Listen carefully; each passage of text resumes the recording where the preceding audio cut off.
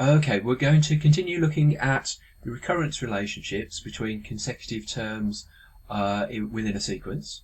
Hopefully at this stage you've already completed exercise 3G. If you haven't, finish that first and then come back to the video.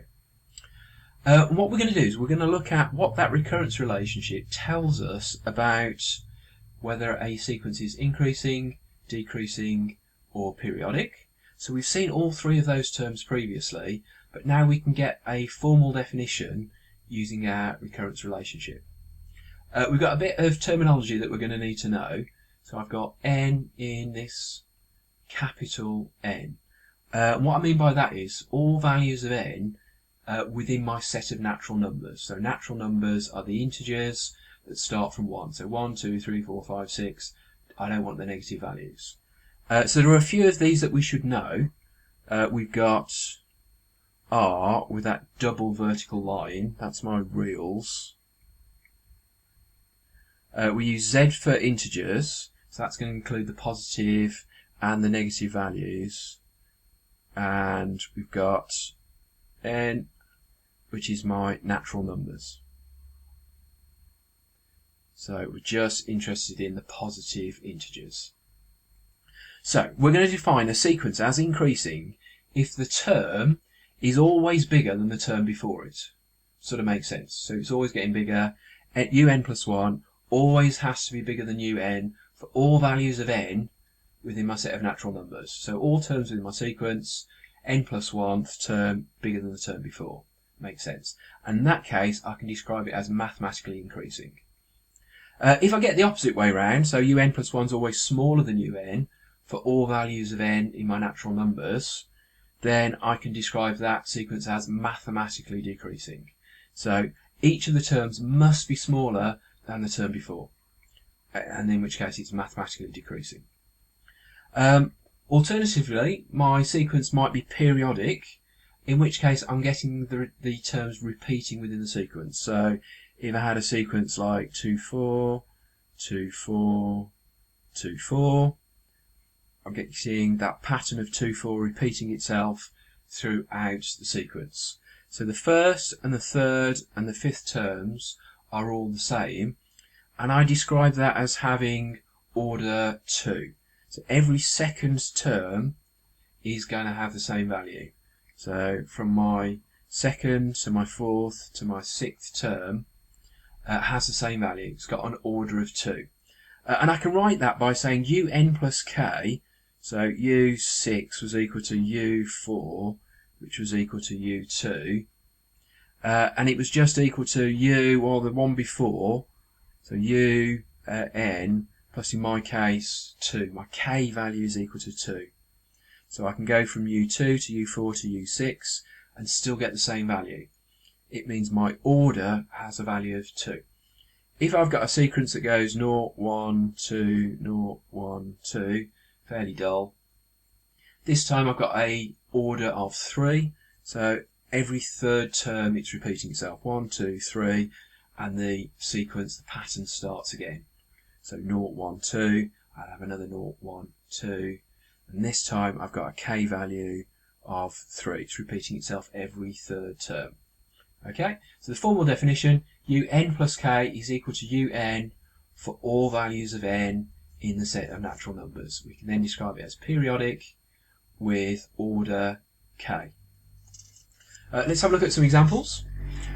First couple are in the textbook, this one's not. First of all, we want to state whether the sequence is increasing, decreasing, or periodic. And if it's periodic, we want to write down the order, the value of k. When we're doing this, it's tempting just to write increasing, decreasing, or periodic. But the move up from AS to A level, in the same way when we moved from GCSE onto AS, we had to get a lot more rigorous in terms of what we write down. The jump up to A level, we have to get more rigorous again. So even though it says state, we have to give our reasons why we think it's increasing, decreasing, or periodic. So, first of all, let's have a look at the first example. Un plus 1, it's equal to un, so the previous term, plus 3. So it's an arithmetic sequence. We're just adding 3 on each time. So u2 is going to be, the first term is equal to 7, u1, 7. U2, we're going to add 3 onto 7 to get 10. Then we're going to get 13, 16, 19. It's easy enough to see that that sequence, so 7, 10, 13, 16, 19, it's getting bigger. Why is it getting bigger? UN plus 1 is bigger than the term before. So this one's bigger than this one's bigger than this, that's bigger than that, 19 is bigger than 16. So this is true for all values. That funny little angle sign pointing upwards means for all. So for all values of n in my set of natural numbers, which means that it's increasing. So don't just write increasing, write down y. Un plus 1 is bigger than un for all integer values of n in my set of natural numbers. Means it must be increasing. Let's have a look at b. Un plus 1 is equal to un squared, and my starting value of un is a half. So the first value is a half. The second value, I'm going to take that value and square it, so that's going to give me a quarter. My next value, u3, is going to equal u2 squared. Well, that's going to be a 16th. My u4, fourth value, is going to be the third term squared. So that's a 16th squared. That's going to be 256. And these numbers are just going to get smaller and smaller and smaller.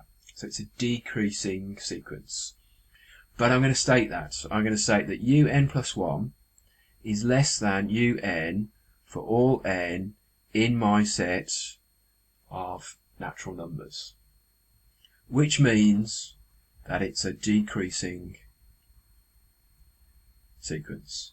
So we're writing down why is it decreasing? It is decreasing, but why? Un plus 1 is less than un for all n in that set of natural numbers. Let's have a look at the third one. So here we've got un plus 1 is equal to 3, take away un, and my starting value is equal to 2.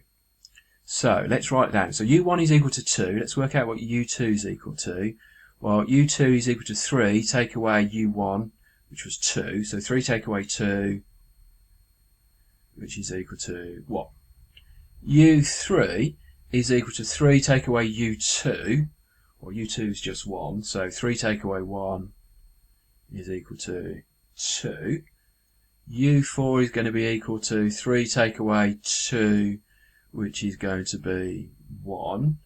u5 is going to be 3 take away 1, which is 2.